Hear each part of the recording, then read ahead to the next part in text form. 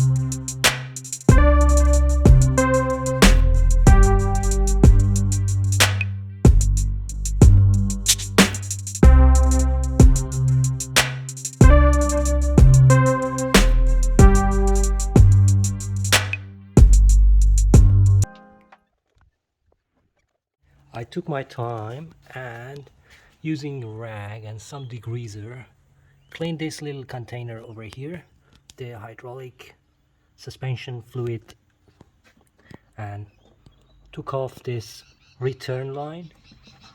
Obviously this is a filter for the hydraulic fluid, and well, down there are dirt and all kind of impurities. And when I look inside the container, nothing. There's no oil down there. So my comprehensive search to find a major leak on suspension parts failed. So I skipped this part and went ahead with checking the front accumulators, the two of them, for being faulty, because if they're faulty they can absorb a lot of hydraulic fluid. And then I drained all the oil fluid. Also I cleaned out the filter as well as filling the new fluid in. Take off the cover, only 4 screws and nuts. So here we go. You can see the nitrogen sphere as well as the solenoid. So let's go ahead. I know this is pressurized and there's a warning sign here without any pressure being there, but just be cautious if you want to do this and have a bucket ready for some mess. All right, number 18, and just slowly taking off, and it's leaking, as you know.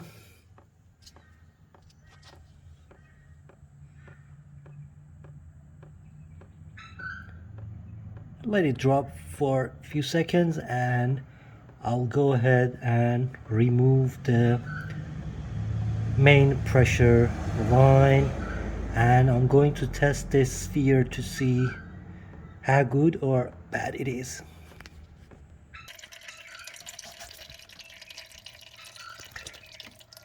So the funny thing is 90% of this fluid came off this sphere over here. So that is telling me something is wrong with the sphere. It has too much fluid inside. So let's go and check it out. So trying to test this hydraulic suspension accumulator, I found out that my plastic straw doesn't go in more than 50 mil.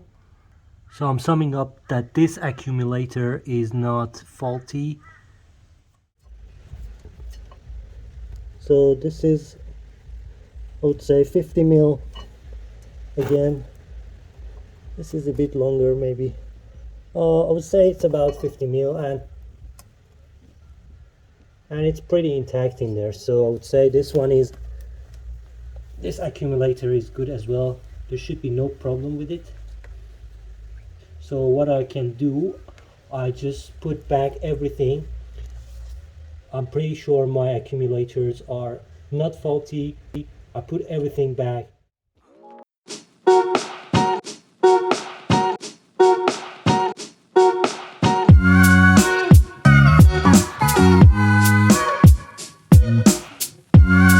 Hey, how clean it is now. Very nice and clean. Almost brand new. Alright, I know these filters are out there for sale, but it's in good condition. There is no hole or nothing. It just needed a bit of cleaning. There is a magnet down there that you need to put it back. Clean it, put it back. Then it goes down there. And then all you need is put it back like that. This hole should be aligned with that gauge compartment.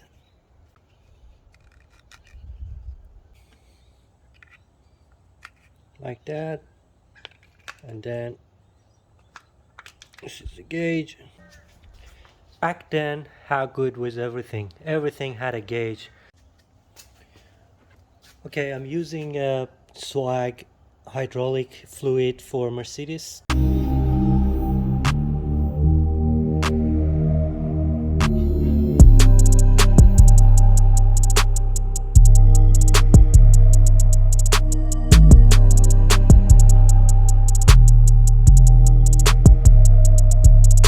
Moment of the truth, the last time I tried to start the car, it was hard to start, it was running like crap, and it was almost stalling.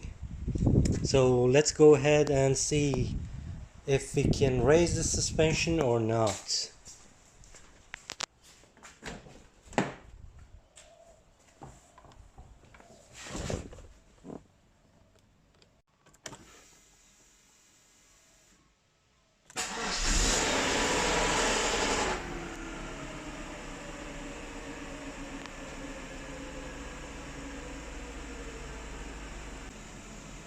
The engine is running smoother, as I can notice. Almost no vibration, which is a good sign, but I can't see any change on suspension fluid level. And over here, still sitting on fenders. So I did few things on this car while the engine was running and idling. I make the suspension bounce a bit to make the sensors and actuators work, but this didn't work at all. Also, according to the forums, I revved the car to 1500 RPM and kept it there for a minute or two, and that didn't work either. So there was the third thing that I did, and something happened. So let's have a look. Okay folks, this is going to be my last effort in trying to raise the car, fix the suspension problem before I buy any scanning tool for Mercedes OBD1 scanner. So this is my last effort. Let's do it. I've raised the car on both sides just to the extent so I can be able to turn the steering wheel all the way to the left and right without hitting the fender. Let's check this out.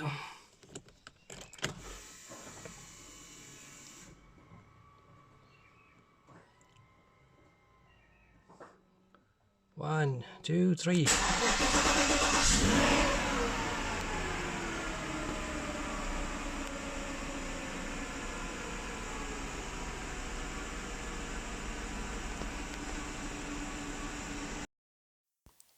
Okay, turn the wheel all the way to the left. That's it. Let's turn it all the way to the right. Oh, it's gone. Way to the right. That's it. And then back to center. All right. The suspension light is now off, which is a good news. And now we should go and have a look if we are raising actually the suspension or not. Over here I can't see any change in my fluid level, so this is not a very good news. Alright, now that the suspension light is off, let's rev it up to 1500 and hold it there for a few seconds.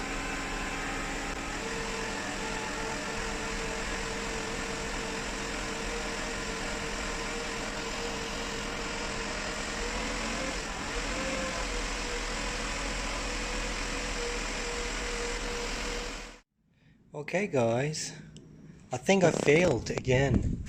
I was able to turn off the suspension light by turning the steering wheel all the way to the left and then to the right, but the suspension didn't rise. The fluid level is where it should be still, so it didn't go to the front shocks at all. And then I shake the car, the left and right suspension, I raised them, I lowered them, I kept the rev to 1500 for 1 minute, 2 minutes, nothing happened. I moved the car forward, backward, nothing happened. I pushed the buttons to raise the car, I pushed the sport button, nothing happened. Alright, next video will be interesting. I will fix this issue very soon, I promise. Until then, see you later. Thanks for watching this video. Please like and subscribe as usual and enjoy your Mercedes.